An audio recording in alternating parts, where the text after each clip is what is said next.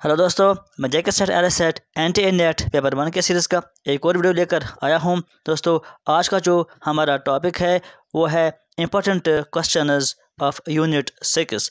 दोस्तों, कल तक हमने 6 यूनिट्स कंप्लीट किए हैं पेपर 1 के, और उनके नोट्स आपको टेलीग्राम चैनल पर मिल जाएंगे। वहां पर मैंने वो ऑलरेडी शेयर किए हैं 6 यूनिट्स के नोट्स। अगर आप ऐसे अभी तक किसी ने कोई वीडियो मिस किया है तो आपको वो सारे वीडियोस मिल जाएंगे प्ले लिस्ट में, जहाँ पे JK SET L SET anti NET के नाम का लिस्ट है। और पीडीएफ नोट्स अगर आप में से किसी ने अभी तक नहीं देखे हैं उन 6 यूनिट्स के, तो आप टेलीग्राम चैनल पर जाइए, जिसकी लिंक मैंने डिस्क्रिप्शन में डाल दी है। तो वहाँ से आपको वो नोट्स मिल जाएंगे। और इसके अलावा हम पेपर 2 भी डिस्कस कर रहे हैं, जिसमें पेपर 2 एजुकेशन है। उसके वीडियोज़ आपको मिलेंगे एजुकेशन पेपर 2 के नाम का जो लिस्ट है। तो चलिए हम शुरू करते हैं आज का वीडियो। तो आज जो हमें यहाँ पर इम्पोर्टेंट क्वेश्चन डिस्कस करने हैं इस यूनिट 6 के टॉपिक्स, तो हमने पहले से ही डिस्कस किए हैं। तो यहाँ पर हम रिविजन के तौर पर इन क्वेश्चंस को लेंगे। आप खुद भी पहले क्वेश्चन को सॉल्व करने की ट्राई कीजिए। मैं भी यहाँ पर हर एक क्वेश्चन को सॉल्व करके आपको दिखाऊँगा और एक्सप्लेन भी करूँगा। पहले के 3 क्वेश्चन जो आपको मिलेंगे उनमें आपको क्या करना है, each of the following questions has a set of statements. पहले 3 क्वेश्चंस के लिए मैं कह रहा हूं आपसे कि यहाँ पर सेट ऑफ स्टेटमेंट्स और कंक्लूजन दिया होगा। आपको क्या करना है, check the conclusions on the basis of the statements and choose the correct option from the following. आपको स्टेटमेंट्स देखना है और उसके अलावा आपको कंक्लूजन देखना है। फिर आपको ये देखना है कि कौन सा कंक्लूजन फॉलो होता है उन स्टेटमेंट्स में से। तो यहाँ पर आप देख लीजिए कि जब आप आंसर करेंगे आपको क्या करना है। अगर आपको लगता है कि ओनली फर्स्ट कंक्लूजन फॉलोज, तो आपको ए पे टिक करना है। अगर आपको लगता है कि ओनली सेकंड फॉलोज, तो आपको बी पर टिक करना है। अगर आपको लगता है कि दोनों में से एक फॉलो करता है, या तो फर्स्ट फॉलो करता है या सेकंड फॉलो करता है, तो आपको सी पे टिक करना है। अगर आपको लगता है कि दोनों में से कोई भी फॉलो नहीं करता है, नाइदर फर्स्ट फॉलोज नॉर, यहाँ पे लिखा है एक्चुअली नॉर सेकंड फॉलोज, तो आपको डी पर टिक करना है। और अगर आपको लगता है कि दोनों फॉलो करते हैं तो आप ई पर टिक करेंगे। तो यहाँ पर क्वेश्चन नंबर 1 हम देखते हैं। दोस्तों, सबसे पहले आप स्टेटमेंट्स देखेंगे। सम लॉक्स आर नंबर्स, ये एक स्टेटमेंट है। दूसरा स्टेटमेंट है ऑल नंबर्स आर लेटर्स। तीसरा स्टेटमेंट है ऑल लेटर्स आर वर्ड्स। ये 3 स्टेटमेंट्स हैं। और नीचे हमारे पास जो कंक्लूजन्स हैं इनको आप देख लीजिए। Some words are numbers, some locks are letters. आपको बताना है कि कौन सा इसका सही आंसर आएगा। क्या ए आएगा, बी आएगा, या सी आएगा, डी आएगा, ई आएगा। क्वेश्चन को फिर से आप अच्छे से पढ़िए और इस क्वेश्चन को आप आंसर करने की ट्राई कीजिए। हमने ये सारा वीडियोस में पढ़ा है और एक्सप्लेन भी किया है कि किस तरह से हम इन क्वेश्चंस को सॉल्व करते हैं। ये क्वेश्चन आप वेन डायग्राम के ज़रिए सॉल्व कर सकते हैं। तो मैं आपको इसका आंसर बताता हूँ कि इसका आंसर क्या आएगा। इसका आंसर आएगा ई पार्ट। ई का मतलब है कि बोथ फर्स्ट और सेकंड फॉलोज। अब यहाँ पर हम देखते हैं कि कैसे इस क्वेश्चन को सॉल्व करते हैं। पहला जो स्टेटमेंट है यहाँ पर देख लीजिए, कह रहा है कि सम लॉक्स आर नंबर्स। ये यहाँ पर लॉक्स हो गया और ये यहाँ पर नंबर्स हो गया। इस तरह से बनाते हैं। दूसरा जो है ऑल नंबर्स आर लेटर्स, यानी नंबर्स तो सारे के सारे आ जाएंगे इस तरह से। ये हो गया लेटर्स। उसके बाद कह रहा है ऑल लेटर्स आर वर्ड्स। अब सारे के सारे जो लेटर्स हैं ये वर्ड्स में आ जाएंगे। ये हो गया यहाँ पर वर्ड्स। अब यहाँ पर कंक्लूजन आप देख लीजिए। पहला कह रहा है सम वर्ड्स आर नंबर्स। क्या सम वर्ड्स नंबर्स हैं, यानी वर्ड्स में ऐसे कुछ नंबर्स हैं। यहाँ पर वर्ड्स हैं और यहाँ पर नंबर्स हैं, तो वर्ड्स में से कुछ नंबर्स में आता है, तो ये सही हो जाएगा। दूसरा कहता है सम लॉक्स आर लेटर्स, क्या लॉक्स में से कुछ लेटर्स में आ गया। यहाँ पर ये जो इतना पोर्शन है ये आता है इनमें कॉमन, तो दूसरा भी सही है। जब दोनों फॉलो हो जाएंगे तो ई पर हम टिक करेंगे। उसके बाद क्वेश्चन नंबर 2 यहाँ पर है। स्टेटमेंट्स आप देख लीजिए पहले। No colour is a paint, दूसरा स्टेटमेंट है no paint is a brush. Conclusion दिया हुआ है no colour is a brush, और दूसरा कंक्लूजन है ऑल ब्रशेस और कलर्स। आपको बताना है कि कौन सा इनमें सही है। तो मैं इसका आंसर आपको करता हूँ। इसका आंसर है डी पार्ट। डी का मतलब है neither first nor second follows. अब यहाँ पर मैं आपको बताऊंगा किस तरह से इसको सॉल्व करते हैं। पहले हम ड्रा करते हैं no colour is a paint, ये यहाँ पर कलर है और ये यहाँ पर पेंट है, इनमें कोई भी कनेक्शन नहीं बनाना है, ये तो तय है। उसके बाद जो दूसरा स्टेटमेंट है no paint is a brush, यानी यहाँ पर हम ब्रश बना लेंगे और पेंट और इसमें कोई भी कनेक्शन नहीं है। इतना तो हमको पता है कि इनमें कोई कनेक्शन नहीं है और इनमें भी कोई कनेक्शन नहीं है। अब यहाँ पर जो हमारे पास कंक्लूजन्स है, हमें देखना है कि कौन सा फॉलो होता है। पहला कहता है no colour is a brush. अगर आप देखेंगे no colour is a brush कह रहा है कि इनमें कोई कनेक्शन नहीं है, लेकिन जो हमारे पास इंफॉर्मेशन है, स्टेटमेंट्स है, उसके बिना पर हमें इनके बारे में कुछ नहीं कहा गया है। हो सकता है कि इनमें कनेक्शन हो भी सकता है और इनमें कनेक्शन नहीं भी हो सकता है, लेकिन हमारे पास उनके बारे में कुछ नहीं कहा गया है। और फिगर हम दूसरे तरह से भी बना सकते हैं। अगर हम यहाँ पर इस तरह से बना लेंगे और यहाँ पर ये पेंट बना लेंगे, इसके बारे में तो हमें पक्का इन्फॉर्मेशन है कि इनमें कोई कनेक्शन नहीं है। लेकिन ये जो ब्रश है हम इसको ऐसे भी बना सकते हैं, ये ब्रश है, इन दो के बीच में कोई कनेक्शन नहीं देना है, ये हमें पता है।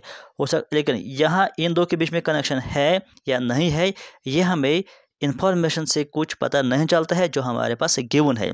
तो ये जो एक कंक्लूजन है कि no colour is a brush, इसके बारे में हम नहीं कह सकते हैं कि क्या ये सही है या गलत है, तो ये यहाँ पर नहीं आएगा, तो ये नहीं फॉलो हो जाएगा।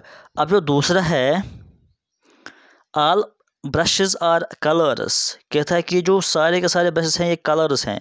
पहले ही मैंने कहा कि इन दो के बीच में हमारे पास कोई भी इंफॉर्मेशन नहीं दी हुई है कि क्या कुछ इसमें हिस्सा कॉमन है या सारे के सारे ये एक ही जैसे हैं। इसके बारे में हम कुछ नहीं कह सकते हैं। अगर इनके बारे में कुछ कहना होगा तो वो हम कह सकते हैं कि क्योंकि इनके बारे में हमारे पास इंफॉर्मेशन है। अगर यहाँ पर कुछ कहना होगा तो वो हम कह सकते हैं क्योंकि हम इनके बारे में भी हमारे पास इंफॉर्मेशन है। लेकिन जो ये दोनों, इनके बारे में हम कुछ नहीं कह सकते हैं, लेकिन कंक्लूजन में इन्हीं के बारे में बात की जाती है जो हम नहीं कह सकते हैं। तो हम यहाँ पर कहेंगे कि हम पहला भी नहीं है इसका और दूसरा भी नहीं है इसका। तो जब पहला भी नहीं होगा तो दूसरा भी नहीं होगा, तो उसका आंसर क्या आएगा? उसका आंसर आता है डी। डी का मतलब है neither first nor second followers. तो हम चलते हैं थर्ड पर। थर्ड में पहले पढ़िए statements all stars are planets, दूसरा है ऑल प्लैनेट्स आर गैलेक्सीज। आपको बताना है कि कौन सा कंक्लूजन इसका सही है, क्या ऑल गैलेक्सीज आर प्लैनेट्स या ऑल स्टार्स आर गैलेक्सीज। इसका आंसर आप कीजिए। मैं आपको इसका आंसर बताता हूँ। इसका आंसर है बी पार्ट। बी का मतलब है ओनली सेकंड फॉलोअर्स। अब यहाँ पर मैं आपको दिखाऊंगा कि कैसे इसको करते हैं। पहले आप ड्रा कीजिए ऑल स्टार्स आर प्लैनेट्स, ये हो गए हमारे पास स्टार्स। ऑल, ये हो गया हमारे पास प्लैनेट्स, यानी ऑल स्टार्स प्लैनेट्स में आ गया। दूसरा कहता है ऑल प्लैनेट्स आर गैलेक्सीज, यानी प्लैनेट्स सारे के सारे गैलेक्सीज में आएंगे। तो इस तरह से ये हो गया गैलेक्सीज। अब यहाँ पर देखते हैं हम कंक्लूजन। पहला कहता है ऑल गैलेक्सीज आर प्लैनेट्स, क्या ये सारे के सारे गैलेक्सीज प्लैनेट्स के अंदर आते हैं? नहीं आते हैं। प्लैनेट्स गैलेक्सीज के अंदर आते हैं लेकिन गैलेक्सीज सारे के सारे प्लैनेट्स के अंदर नहीं आते हैं, तो ये वाला नहीं हो जाएगा। दूसरा हम देखते हैं ऑल स्टार्स आर गैलेक्सीज, क्या ये सारे के सारे स्टार्स गैलेक्सीज के अंदर आते हैं? हाँ, ये गैलेक्सीज के अंदर ही आते हैं, तो दूसरा फॉलो हो जाएगा। तो जहाँ पर ओनली सेकंड फॉलो होता है तो वहाँ पे ऑप्शन आता है बी पार्ट। तो हम चलते हैं क्वेश्चन नंबर 4 पर। यहाँ पर देखिए, अब ये अलग क्वेश्चन है। If two propositions are related in such a way that these can be true together but cannot be false together, these will be known as। दो ऐसे प्रपोजिशंस हैं जो कि इस तरह से रिलेट है आपस में कि कैन बी ट्रू टुगेदर। यहाँ देख लीजिए, can be true together but can not be false together. हमने स्क्वायर ऑफ अपोजिशन पढ़ा है। अगर किसी ने वो वीडियो नहीं देखे हैं, वो शायद 2 या 3 पार्ट्स में स्क्वायर ऑफ अपोजिशन हमने डिस्कस किया है। आप प्ले लिस्ट में जाइए, वहाँ पर आप स्क्वायर ऑफ अपोजिशन पर वीडियो देख लीजिए, तो आपको वहाँ पे बहुत ही डिटेल समझ में आ जाएगा। यहाँ पर भी हम फिर से इसको समझने की कोशिश करेंगे और यहाँ पर मैं आपको एक बार फिर एक्सप्लेन इसको करूँगा। तो पहले आप इसको आंसर करने की ट्राई कीजिए। तो आप बताइए कि कौन से ऐसे स्टेटमेंट होते हैं, यानी उनको हम क्या कहते हैं, जो both can be true but both can not be false. यहाँ पर ऑप्शन 4 दिए हुए हैं। क्या उनको हम सब कॉन्ट्रारीज कहते हैं, या सब अल्टरनेशंस कहते हैं, या कॉन्ट्रारीज या कॉन्ट्राडिक्टरीज। तो पहले भी आपको इसका आंसर दिखाता हूँ। इसका आंसर है ए पार्ट। अब ए पार्ट का क्या मतलब है? ए पार्ट का मतलब है सब कॉन्ट्रारीज। दोस्तों, मैं आपको यहाँ पर स्क्वायर ऑफ अपोजिशन एक बार फिर बताता हूँ और दिखाता हूँ। ये होता है ए वाला स्टेटमेंट और ये होता है ई वाला स्टेटमेंट। ये होता है आई वाला स्टेटमेंट यहाँ पर, और यहाँ पे होता है ओ वाला स्टेटमेंट। यहाँ पर जो ये रिलेशनशिप बनाते हैं ए और ई के बीच में, उसको हम कहते हैं कॉन्ट्रारीज।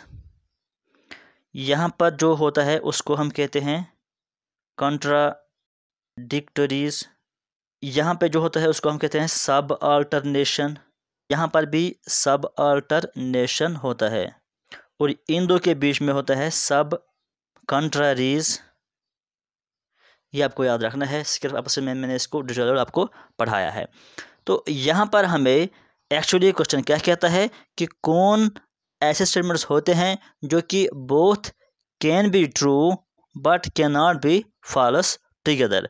तो मैंने आपको वीडियोस में ये डिटेल समझाया है उस टाइम। यहाँ पर भी मैं आपको समझाता हूँ कि कौन से ऐसे स्टेटमेंट्स होते हैं जो ट्रू हो सकते हैं बट फॉल्स नहीं हो सकते हैं। पहले आप इनको देख लीजिए। ये जो ए और ई होता है, इनको हम कहते हैं कॉन्ट्रारीज। इनमें क्या होता है, ये ऐसे रिलेशनशिप होते हैं जिसमें both can not be true but can be false together, यानी ए और ई दोनों एक साथ ट्रू नहीं हो सकते हैं, लेकिन फॉल्स दोनों हो सकते हैं। अब जो ए और ओ के बीच में या आई और ई के बीच में, इन दोनों को हम कहते हैं कॉन्ट्राडिक्टरीज। इनमें क्या होता है कि एक अगर ट्रू है तो दूसरा डेफिनेटली फॉल्स है, एक अगर फॉल्स है तो दूसरा डेफिनेटली ट्रू है। अब जो ये वाला रिलेशनशिप है नीचे वाला सब कॉन्ट्रारीज, इसमें क्या होता है, इसमें दोनों ट्रू हो सकते हैं बट फॉल्स दोनों नहीं हो सकते हैं। और उसके बाद जो ये होता है सब अल्टरनेशन, या यहाँ पर सब अल्टरनेशन दोनों को हम एक ही कहते हैं। इसमें क्या होता है कि ट्रूथ डाउनवर्ड्स होता है और फॉल्स अपवर्ड्स, यानी अगर ए ट्रू है तो आई डेफिनेटली ट्रू है, लेकिन अगर आई फॉल्स है तो ए भी डेफिनेटली फॉल्स हो सकता है, यानी ट्रू डाउनवर्ड्स और फॉल्स अपवर्ड्स। अगर ए फॉल्स है तो हम आई के बारे में कुछ नहीं कह सकते हैं। तो क्वेश्चन हमारे पास क्या था कि कौन ऐसा स्टेटमेंट्स हैं, उसको हम क्या कहते हैं, जो ट्रू हो सकते हैं लेकिन फॉल्स दोनों नहीं हो सकते हैं। तो मैंने आपको समझाया।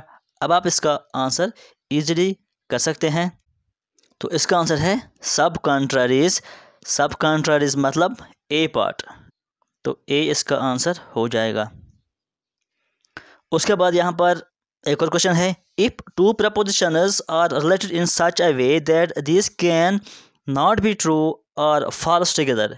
यहाँ देख लीजिए कि कैन नॉट बी ट्रू और फॉल्स, यानी ना तो वो ट्रू हो सकते हैं एक साथ, ना तो वो फॉल्स हो सकते हैं एक साथ। यानी इसका मतलब ये है कि अगर एक ट्रू है तो दूसरा डेफिनेटली फॉल्स है, अगर एक फॉल्स है तो दूसरा डेफिनेटली ट्रू है। If one is false and one must be true, उनको हम क्या कहते हैं, जहाँ पर इस तरह की रिलेशनशिप होती है कि एक अगर ट्रू है तो दूसरा डेफिनेटली फॉल्स है, उसको हम क्या कहते हैं, जहाँ पर ऐसी कंडीशन होती है उसको हम कहते हैं कॉन्ट्राडिक्टरीज। अभी मैंने आपको बताया यहाँ पर इसको हम कहते हैं कॉन्ट्राडिक्टरीज। ये जो ए और ओ के बीच में होता है या आई और ई के बीच में होता है उनको हम कहते हैं कॉन्ट्राडिक्टरीज।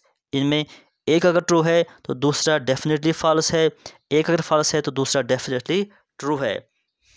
तो यहाँ पर आंसर क्या आ जाएगा? कॉन्ट्राडिक्टरीज, यानी डी पार्ट इसका आंसर हो जाएगा। यहाँ देख लीजिए डी पार्ट इसका आंसर है। उसके बाद question number 6, if two propositions are related in such a way that if the first proposition is true the second one will also be true, and if second proposition is false the first one will also be false. अभी मैंने आपको बताया, अगर आपको याद होगा, ये कौन सा रिलेशनशिप होता है जहाँ पर अगर पहला वाला ट्रू है तो दूसरा वाला डेफिनेटली ट्रू है, लेकिन अगर दूसरा वाला फॉल्स है तो पहला वाला डेफिनेटली फॉल्स है।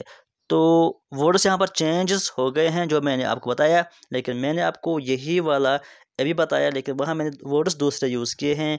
तो आप बताइए यहाँ पर कि कौन सा टाइप रिलेशनशिप होगा।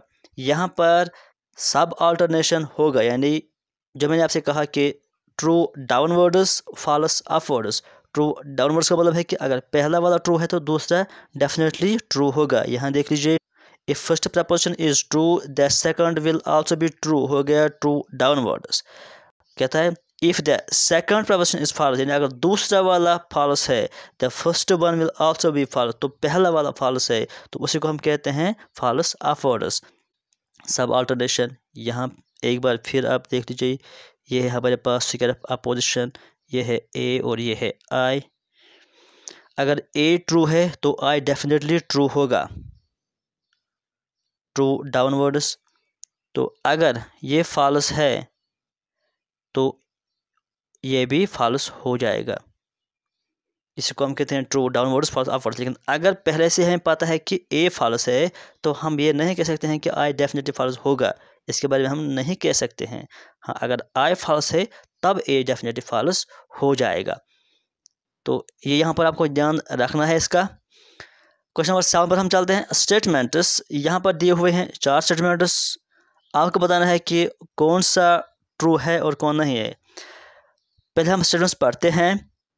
सम फैन्स आर चेयर, ये एक स्टेटमेंट है। दूसरा है some fans are not chair. Third है ऑल फैन्स आर चेयर, और फोर्थ है नो फैन इज चेयर। अब यहाँ पर क्वेश्चन कहता है which can be true together but can not be false together. इनमें से कौन से ऐसे 2 स्टेटमेंट्स हैं जो कि ट्रू हो सकते हैं एक साथ लेकिन फॉल्स एक साथ नहीं हो सकते हैं। अभी मैंने आपको ये भी समझाया है, उसके अपोजिशन में ये सारा आता है।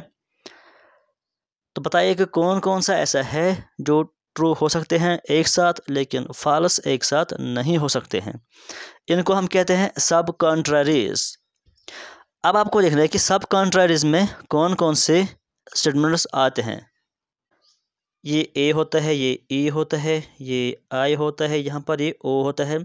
सब कॉन्ट्रारीज हम किसको कहते हैं? इन 2 को हम सब कॉन्ट्रारीज कहते हैं, यानी आई और ओ को हम सब कॉन्ट्रारीज कहते हैं।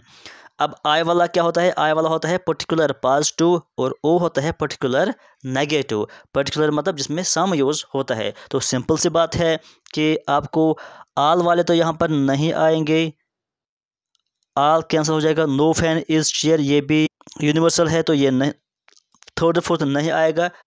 तो अब जो बचता है 2, ये दोनों पर्टिकुलर है, एक है पर्टिकुलर पॉजिटिव, एक है पर्टिकुलर नेगेटिव। तो फर्स्ट और सेकंड इसका आंसर आ जाएगा। फर्स्ट और सेकंड किस में है? सी पार्ट में फर्स्ट और सेकंड है, तो सी पार्ट इसका आंसर हो जाएगा, देख लीजिए। उसके बाद question number 8, out of the following propositions 2 are related in such a way that these can not be true together. अब यहाँ पर कहता है कि ऐसे स्टेटमेंट्स है कि can not be true together, दोनों एक साथ ट्रू नहीं हैं, but can be false at the same time. दोनों ट्रू नहीं हो सकते हैं लेकिन फॉल्स हो सकते हैं एक साथ। आपको बताना है कि वो कौन से प्रपोजिशंस हो सकते हैं। इनमें से पहले आप ये याद कीजिए कि कौन सी टाइप रिलेशन ऐसी होती है कि जहाँ पर दोनों ट्रू नहीं हो सकते हैं लेकिन दोनों फॉल्स हो सकते हैं एक साथ। उसको हम कहते हैं कॉन्ट्ररीज। याद रखिए कि कॉन्ट्रारीज में क्या होता है, कॉन्ट्रारीज में ऐसा होता है कि can not be true together but can be false together. अब कॉन्ट्रारीज में कौन से टाइप की रिलेशनशिप होती है, यानी कॉन्ट्रारीज हम किसको कहते हैं? स्क्वायर ऑफ अपोजिशन, इनको हम कहते हैं कॉन्ट्रारीज, यानी ए और ई को। अब ए और ई का मतलब क्या है? ए का मतलब है कि यूनिवर्सल पॉजिटिव और ई का मतलब है यूनिवर्सल नेगेटिव। सम वाले तो पर्टिकुलर होते हैं, सम कट हो जाएगा दोनों सम। अब जो बचते हैं थर्ड और फोर्थ, थर्ड क्या है? All students prefer non vegetarian food, यानी ये यूनिवर्सल नेगेटिव है तो ये ई वाला है, ये भी आएगा। फोर्थ है all students prefer vegetarian food, ये यूनिवर्सल पॉजिटिव है यानी ए है, तो थर्ड और फोर्थ दोनों आएंगे। थर्ड और फोर्थ किस में है? इस डी में है, तो डी इसका आंसर हो जाएगा। उसके बाद question number 9, if the proposition, अब यहाँ पर प्रपोजिशन दिया हुआ है all man are corrupt is definitely false, कहता है कि ये डेफिनेटली फॉल्स है। ऑल मैन कौन सा है? ए है। अगर ए डेफिनेटली फॉल्स है then which of the following proposition will be definitely false, तो कौन सा ऐसा है कि जो डेफिनेटली फॉल्स हो जाएगा अगर ए फॉल्स है? यहाँ पर आप फिर से स्क्वायर ऑफ अपोजिशन बना दीजिए। इस तरह का स्क्वायर ऑफ अपोजिशन होता है। ए तीन तरह का रिलेशनशिप बना देता है, यहाँ पर एक होता है, यहाँ पर एक होता है और यहाँ पर एक होता है। पहले आप यहाँ देख लीजिए ए और ई के बीच में, ए में क्या होता है कि यहाँ पर यह होता है कि can not be true together, दोनों एक साथ ट्रू नहीं हो सकते हैं लेकिन फॉल्स हो सकते हैं। यहाँ पर क्वेश्चन क्या कहता है? अगर ये फॉल्स है तो डेफिनेटली कौन फॉल्स है, यानी अगर ए फॉल्स है तो डेफिनेटली कौन फॉल्स है। लेकिन इन दो के बीच में क्या रिलेशनशिप है कि दोनों ट्रू नहीं हो सकते हैं, फॉल्स हो सकते हैं। डेफिनेटली फॉल्स नहीं है लेकिन हो सकते हैं, यानी अगर ए ट्रू है तो ई तब डेफिनेटली फॉल्स है, लेकिन अगर ए फॉल्स है तो ई के बारे में हम नहीं कहते हैं कि वो क्या हो सकता है। तो लेकिन यहाँ क्वेश्चन में ए फॉल्स है तो हम ए के बारे में नहीं कह सकते हैं, तो ये वाली रिलेशनशिप कट हो जाएगी। अब देखते हैं ए और ओ के बीच में किस टाइप की रिलेशनशिप होती है। इनको हम कहते हैं कॉन्ट्राडिक्टरीज। यहाँ पे क्या होता है कि अगर एक फॉल्स है तो दूसरा डेफिनेटली ट्रू है, अगर एक ट्रू है तो दूसरा डेफिनेटली फॉल्स हो सकता है। तो यहाँ पर अगर ए फॉल्स है तो ओ डेफिनेटली ट्रू हो जाएगा, लेकिन हमें क्वेश्चन कहता है कि अगर ए फॉल्स है तो फॉल्स कौन होगा, तो ये भी कट हो जाएगा। अब बचता है ए और इसके बीच में रिलेशनशिप, जो कि ए और आई के बीच में रिलेशनशिप होता है। इसको हम क्या कहते हैं? इसको हम कहते हैं सब अल्टरनेशन। सब अल्टरनेशन यानी ए और आई के बीच में यहाँ पे क्या होता है कि ट्रू डाउनवर्ड्स फॉल्स अपवर्ड्स, पहले भी मैंने आपसे कहा ट्रू डाउनवर्ड्स फॉल्स अपवर्ड्स, यानी अगर ए ट्रू होगा तो आई डेफिनेटली ट्रू होगा, लेकिन अगर ए फॉल्स है तो हम आई के बारे में कुछ नहीं कह सकते हैं। यहाँ पर क्वेश्चन कहता है कि अगर ए फॉल्स है तो कौन डेफिनेटली फॉल्स होगा। यहाँ पर हम आई के बारे में कुछ कह ही नहीं सकते हैं, तो इसको भी हम क्रॉस करते हैं। तो ए तीन तरह के रिलेशनशिप बना देता है, लेकिन तीनों रिलेशनशिप के बारे में हम यहाँ पर कुछ नहीं कह सकते हैं। जब हम यहाँ पर कुछ रखते हैं तो हम इसका ए वाला नहीं दे सकते हैं, नो मैन ये भी हम नहीं दे सकते हैं, ये भी हम नहीं दे सकते हैं, नन ऑफ द अबव हम दे सकते हैं। तो डी पर इसका आंसर हो जाएगा। तो यहाँ पर देख लीजिए डी इसका आंसर है।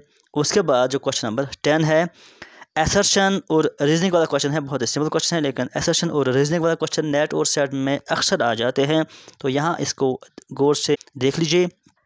यहाँ पर आपको क्या देखना होता है? यहाँ पर आपको देखना होता है कि जो असर्शन यानी ए होता है और जो रीज़न यानी आर होता है, असर्शन सही है और क्या रीज़न सही है, और उसके बाद आपको ये भी देखना है कि क्या रीज़न सही से ए को डिफाइन भी करता है या नहीं। एक तो ये होता है कि अलग अलग सही हैं, लेकिन दूसरा आपको ये भी देखना होता है कि क्या ये आर यानी दूसरा वाला पहले को डिफाइन करता है या नहीं करता है। तो पहले हम यहाँ पर असर्शन देखते हैं।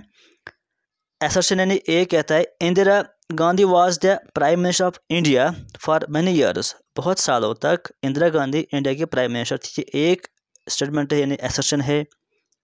दूसरा है Indira Gandhi was the daughter of Jawaharlal Nehru, ये दूसरा स्टेटमेंट है। अब यहाँ पर ऑप्शंस दिए गए हैं। पहला कहता है both A and R true, क्या ए भी ट्रू है और आर भी ट्रू है। And R is the correct explanation of A, यानी आर जो है वो ए को अच्छे से एक्सप्लेन करता है। अगर ये सही है तो आपको ए पर टिक करना है। लेकिन अगर both A and R true, दोनों ट्रू हैं, लेकिन जो आर है वो ए को डिफाइन नहीं करता है अच्छे से, तब आप बी दीजिए। अगर आपको लगता है कि ए ट्रू है लेकिन आर फॉल्स है तो आप सी पर टिक कीजिए। अगर आपको लगता है कि ए फॉल्स है लेकिन आर ट्रू है तो आप डी पर टिक कीजिए। तो देख लीजिए यहाँ पर कि कौन सही है और कौन गलत है, और क्या दूसरा वाला स्टेटमेंट पहले को डिफाइन भी करता है ट्रू होने के साथ साथ। तो यहाँ पर मैं आपको इसका आंसर बताता हूँ। इसका आंसर आप देख लीजिए, इसका आंसर है बी, यानी both A and R true, दोनों तो ट्रू हैं अपनी जगह, लेकिन ये जो आर है ये ए को डिफाइन नहीं करता है। कैसे नहीं करता है यहाँ पर मैं आपको बताऊँगा। यहाँ पर जो दिया गया है A, Indira Gandhi was the prime minister of India for many years, ये बिल्कुल सही है, तो ए हमारा यहाँ पर ट्रू हो जाएगा, ए ट्रू है। दूसरा जो है reason, Indira Gandhi was the daughter of Jawaharlal Nehru, ये भी ट्रू है। लेकिन क्या ये वाला स्टेटमेंट पहले को डिफाइन करता है कि क्यों वो बहुत साल तक इंडिया की प्राइम मिनिस्टर थी? इसको एक्चुअली यहाँ पर डिफाइन करना था।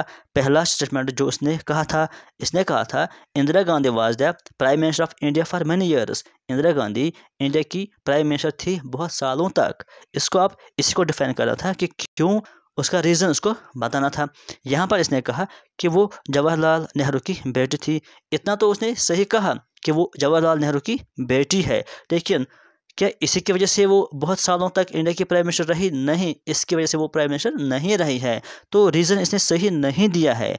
स्टेटमेंट जो रीज़न में इसने कहा वो स्टेटमेंट तो खुद अपने आप में सही था, लेकिन वो पहले का रीज़न नहीं था। तो इसलिए यहाँ पर यही ऑप्शन सही हो जाएगा कि दोनों सही हैं लेकिन वो एक दूसरे को रीज़न नहीं देते हैं। तो इसी का आंसर हो जाएगा बी पार्ट, यानी both A and R true but R is not the correct explanation of A. तो दोस्तों ये थे कुछ इंपॉर्टेंट क्वेश्चंस, ये एक रिवीजन के तौर पर मैंने आपके लिए लाए थे। उसके बाद हम नेक्स्ट यूनिट इसमें डिस्कस करेंगे। तो आज के लिए फिलहाल इतना ही। Thank you.